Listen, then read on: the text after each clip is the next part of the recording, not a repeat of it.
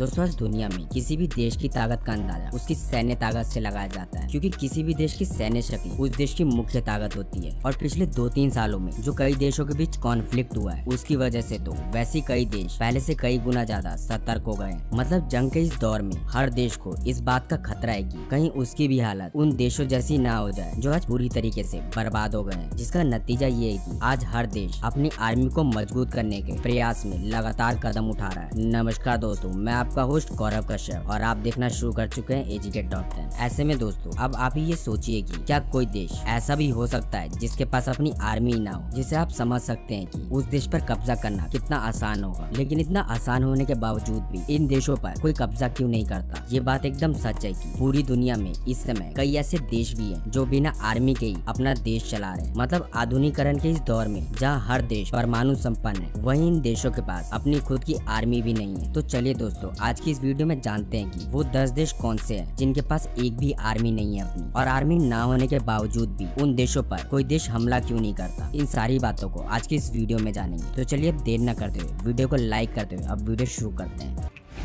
Number 10 Palau. करीब 465.6 वर्ग kilometre की क्षेत्रफल में फैला एक छोटा सा देश पलाऊ हमारे इस लिस्ट में 10वें नंबर पर है। दरअसल पलाऊ एक ऐसा देश है जिसके पास अपनी एक भी सेना नहीं है। हालांकि करीब 19,000 की आबादी वाला ये देश अपने नागरिकों की सुरक्षा के लिए पुलिस फोर्स पर पूरी तरह से डिपेंड है, लेकिन फिर भी बाहरी हमले की स्थिति में पलाऊ की मदद करने के लिए सबसे पहले अमेरिका ही आता है। लेकिन आपको बता दें कि इस देश के पास अपनी कोई भी सेना नहीं है। हालांकि अगर कोई बाहरी देश इस पर हमला करता है तो इस स्थिति में पलाऊ की मदद करने के लिए सबसे पहले अमेरिका ही आता है। वैसे अब आप भी ये जरूर जानना चाहेंगे कि आखिर पलाऊ पहले संयुक्त राष्ट्र अमेरिका का ही एक हिस्सा हुआ करता था, लेकिन पलाऊ 1 अक्टूबर 1994 में अमेरिका से आजाद हो गया और साल 1983 में हुए एक समझौते के तहत अमेरिका पलाऊ को हर स्थिति में सैन्य मदद देता चला आ रहा है। और अगर कोई बाहरी देश इस पर हमला करता है तो उस कंडीशन में अमेरिका की सेना पलाऊ की रक्षा के लिए सामने आएगी। खैर फिलहाल अब जानते हैं अगले देश के बारे में। Number 9 Vatican city. इटली की राजधानी रोम में स्थित वेटिकन सिटी भी दुनिया के सबसे छोटे देशों में शुमार है। दरअसल इस देश का कुल क्षेत्रफल 0.44 वर्ग किलोमीटर है। वैसे आपको बता दें कि रोम में स्थित होने के कारण इस देश की सुरक्षा की पूरी जिम्मेदारी इटली के पास है। वैसे इस देश के स्विस गार्ड हमेशा तैनात रहते हैं, लेकिन उनका काम सिर्फ वहाँ के पॉप और उनके महल की रक्षा करने की होती है। वैसे इसके अलावा भी यहाँ पर जेंडमेरी कॉर्प्स भी है, लेकिन दुख की बात यह है कि उन्हें सेना की तरह ट्रेन नहीं किया जाता। यानी सीधी भाषा में तो उनको सेना नहीं कहा जा सका, क्योंकि ये पुलिस बल वेटिकन सिटी में सिर्फ कानून व्यवस्था, सुरक्षा, ट्रैफिक नियंत्रण और आपराधिक गतिविधियों की जांच का कार्य ही संभालते हैं। हालांकि आपकी जानकारी के लिए बता दें कि वेटिकन सिटी के पास पहले सेना हुआ करती थी, लेकिन साल 1970 के करीब में उन्होंने सेना रखने के चलन को पूरी तरह ही बंद कर दिया है, जिसके बाद वेटिकन सिटी की पूरी जिम्मेदारी इटली आर्मी ने ले ली है। खैर अब जानते हैं अगले कंट्री के बारे में।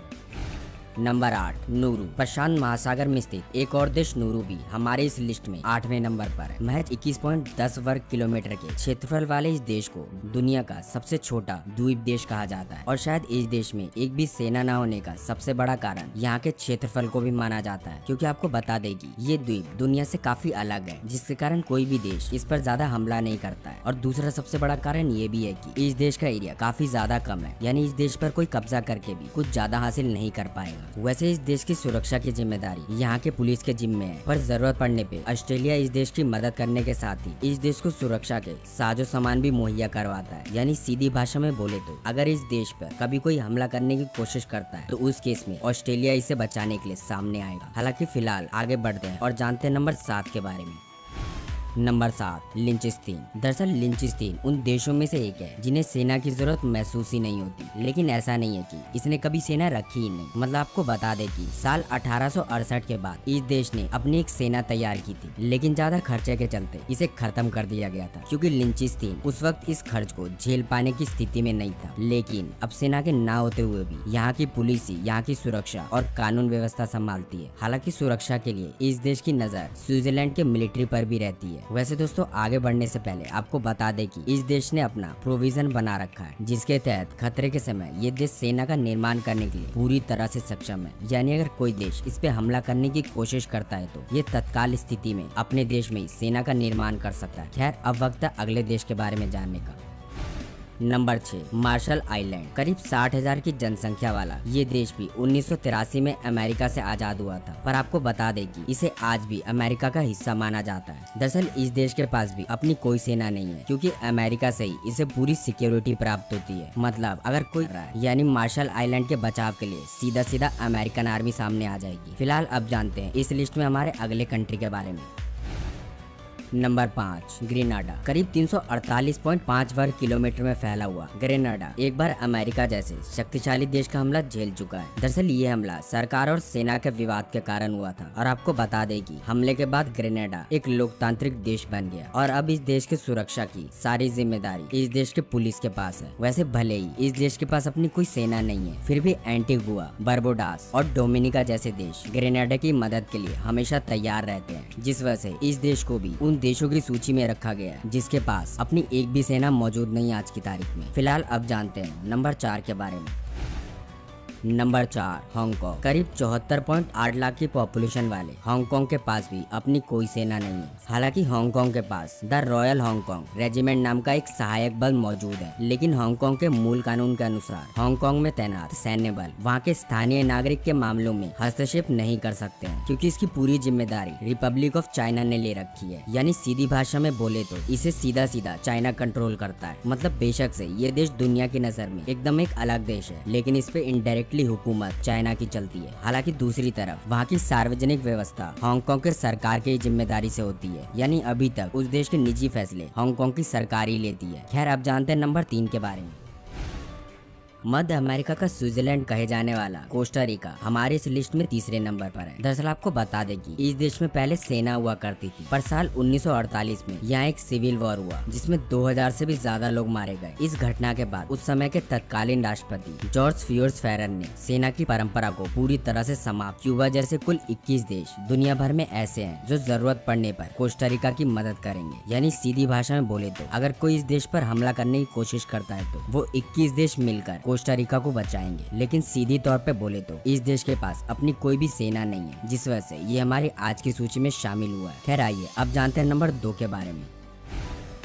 Number 2, Mauritius. ये बात तो हम सब जानते हैं कि मॉरिशस को दुनिया का एक बहुत बड़ा पर्यटन का केंद्र माना जाता है, जिस वजह से इसकी इकोनॉमी भी काफी अच्छी रहती है। लेकिन सवाल ये आता है कि इतने पैसे वाले देश की आर्मी नहीं है, फिर भी इस देश पर कोई कब्जा क्यों नहीं करता। वैसे आपको बता दें कि ये देश साल 1968 में यूनाइटेड किंगडम से आजाद हुआ था, यानी यूके से आजाद हुआ था। लेकिन आज भी इस देश के पास अपनी कोई सेना नहीं है। हालांकि मौजूदा समय में इस देश के पास करीब 10,000 पुलिसकर्मी हैं, जो इस देश के आंतरिक और बाहरी दोनों सुरक्षा को संभालते हैं। दरअसल इस देश के इन पुलिस कर्मियों को स्पेशल मोबाइल फोर्स के नाम से जाना जाता है, और इन्हीं के पास पूरे मॉरिशस की जिम्मेदारी भी है। हालांकि आज तक चाइना ने कई तरीके से इस देश पर कब्जा करने की कोशिश की है, पर आपको जानकर हैरानी होगी कि चाइना आज तक इस देश पर कब्जा करने में कभी भी सफल नहीं हो पाया है। हालांकि ये बात पूरी तरह सच है कि चाइना कभी भी सीधी तौर पर इस पे हमला नहीं कर पाया है, लेकिन इनडायरेक्टली और इकोनॉमिकली कई बार चाइना ने इस देश पे काफी भयंकर अटैक किया है। इसके बावजूद मॉरिशस के पास आज भी अपनी कोई ट्रेंड आर्मी नहीं है। खैर अब वक्त है नंबर 1 के बारे में जानने का।